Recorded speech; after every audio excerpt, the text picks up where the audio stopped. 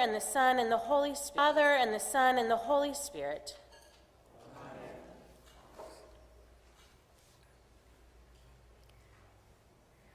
So when I was in my early 20s, I was part of a mission organization for a few years, including 3 years in Kolkata, India. I always joke saying I was young and had something to prove at that point. Didn't need air conditioning like I do today. But it certainly equipped me to be able to handle living in Florida. The organizers of this mission organization had at this center, had their why being that they were there to serve alongside the poor of urban Asian communities. That's why they did what they did. And for over 40 years, it has been taking the marginalized Asian poor communities and putting them at the center of pretty much everything they do.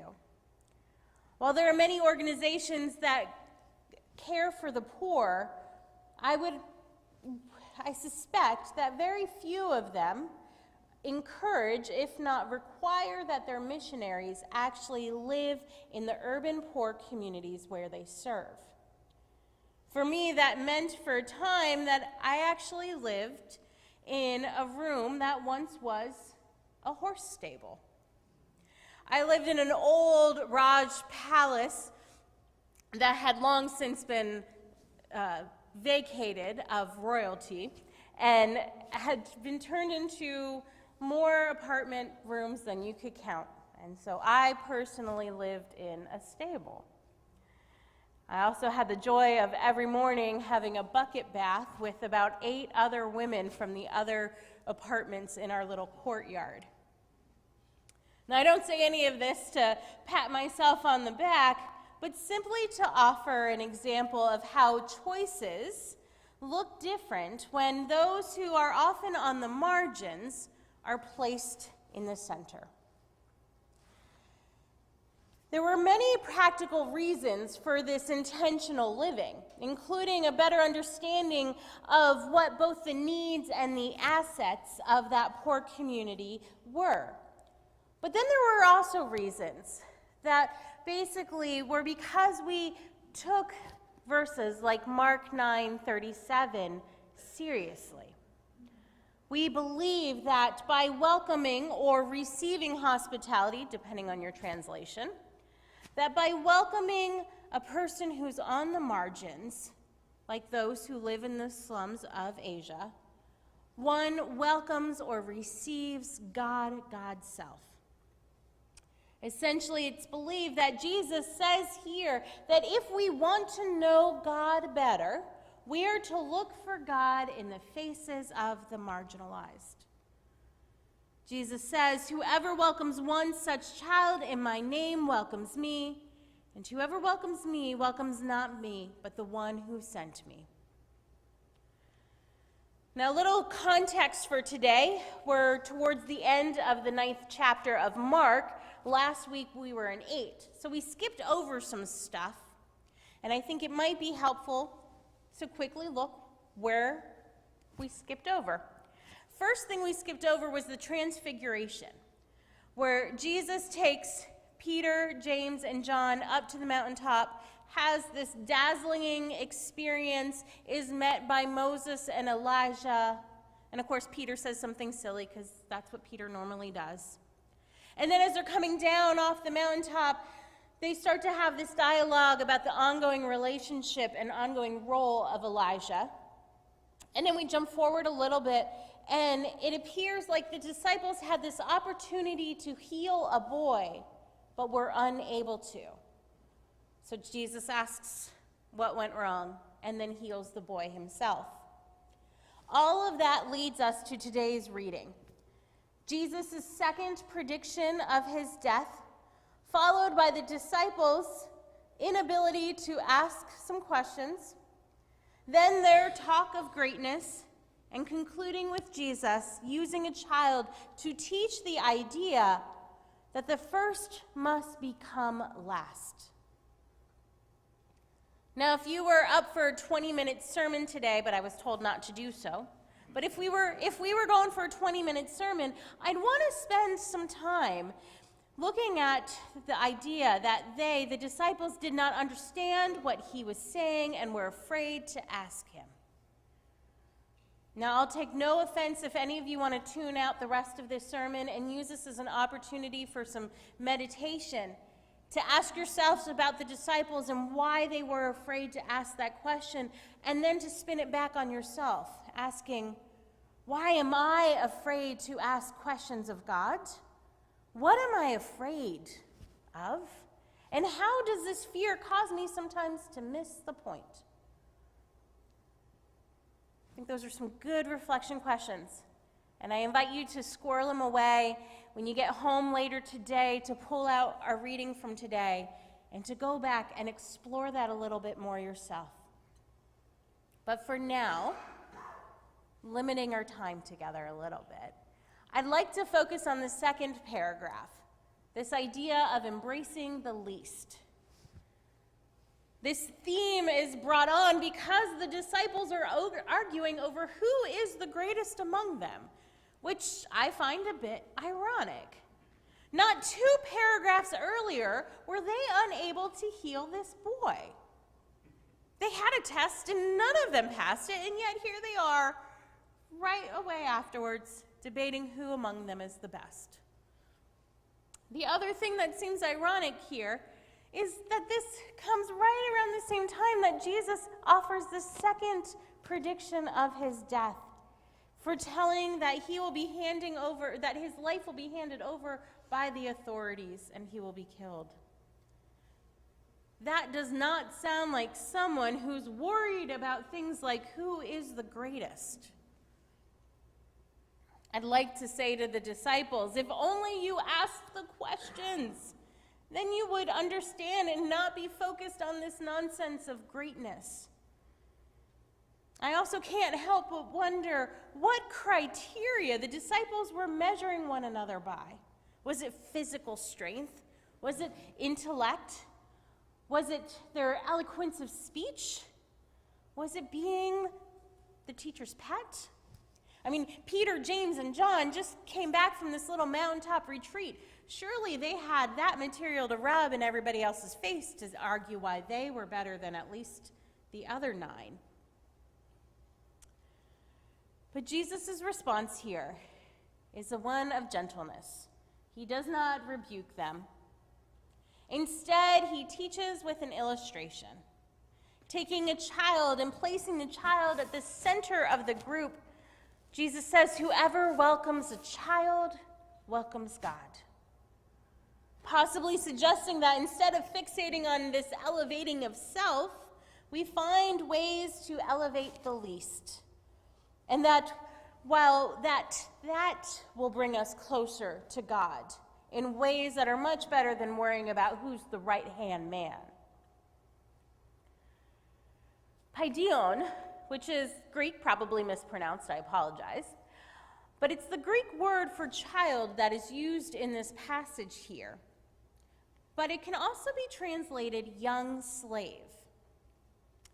Either way, this young person that Jesus is using as the illustration at that time would not have been valued greatly. It's argued that children could not contribute much to the family. And so because of that, and because of the fact that really they were a drain on the family, on their resources, and there was no certainty if they would make it to adulthood, that for all of these reasons, that they were less than, that they were often seen as a nuisance. I, as a mother, can't imagine that, but that's what some of the scholars tell me. But similarly, a slave would certainly not have been at the top of the list of the greatest hits. Either way, slave or child, Jesus is talking about those on the edge. A child, a slave, a widow, a sojourner, a foreigner. These would have been those in society who would have been pushed again and again to the margins, being labeled as less than. And yet here Jesus is taking them and putting them smack dab in the center. Jesus, leading by example, is dismantling the pecking order of society and offering an alternative way of functioning as a community. Now, normally, I think most of us would probably agree that very frequently we function in a hierarchical way. Picture a pyramid, right? You have the most important person or persons at the top with most of the power and most of the resources. And then you go layer by layer and layer. And as you go down, you get more people, but less resources and less power. And one of the realities is there seems to often be a great chasm between the person at the top and the people at the bottom. If the person at the top had ever been at the bottom, surely they've forgotten about it. And that great chasm makes it really hard to communicate between. Feels like a great distance. Jesus here, again, is offering something different. In a sense, I would suggest that Jesus is offering an image of, instead of pyramid, a wheel or a ball, if you want to go three-dimensional, where the least, instead of being at the bottom, are placed in the center. And then everyone else comes around them. The margin becomes the access point. The focus or the why of an organization then shifts because of that focus being shifted, as well as that distance between the least and the most shrinking. There's much easier flow of relationships and much easier uplifting one another. Now, self-diagnosed as an overthinker, my brain always gets a bit tripped up when I hear this idea of the least becoming the greatest, or the last becoming the first. If the greatest are now the least, well, then doesn't that make it where the least should become the greatest, but then they become the least, but then they become the greatest, back and forth, back and forth? My mind is a bit of a leapfrog game that I used to play as a child in this moment. And after a while, I'm not really sure who was originally first and who was last. And at first, it kind of bothers me because you still have somebody at the top and somebody at the bottom. But as I think about it more and more, I begin to wonder if, as you do that back and forth again and again and again, that all of a sudden, there begins a greater flow of resources, power, and support. And then after a while, it gets so confusing that there is no least and there is no greatest.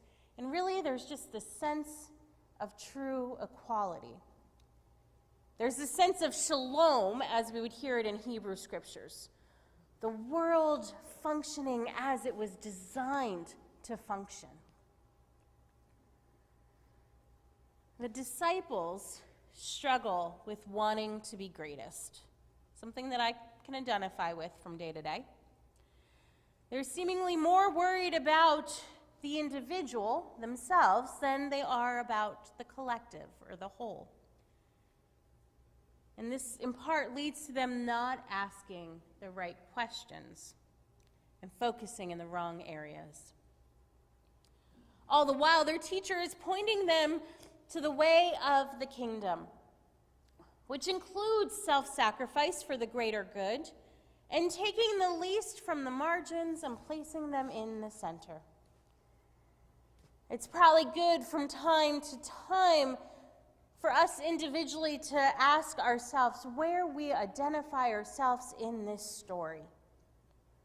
Are we disciples not asking the questions because we're afraid? Are we the disciples scoring our greatness, but according to worldly measures? Are we the marginalized individuals longing to be moved from the edges to the center? Are we onlookers, horrified by the shifting of the systems in place? I also think it's important that as a church community, we from time to time ask where we collectively identify ourselves. So at Iona Hope, how are we doing? How are we measuring our greatness? By earthly measures or by kingdom standards? In what ways are the least already at the center of what we do and who we are? And in what ways are the marginalized still on the fringes? How might our ministry change its focus? How might our ministry be shifting if we even more intentionally place the marginalized at the center of all that we do and all that we be? My prayer for us today, may we welcome and experience God in new ways as we welcome and walk alongside the least in our community. May we see God in the face of others. Amen.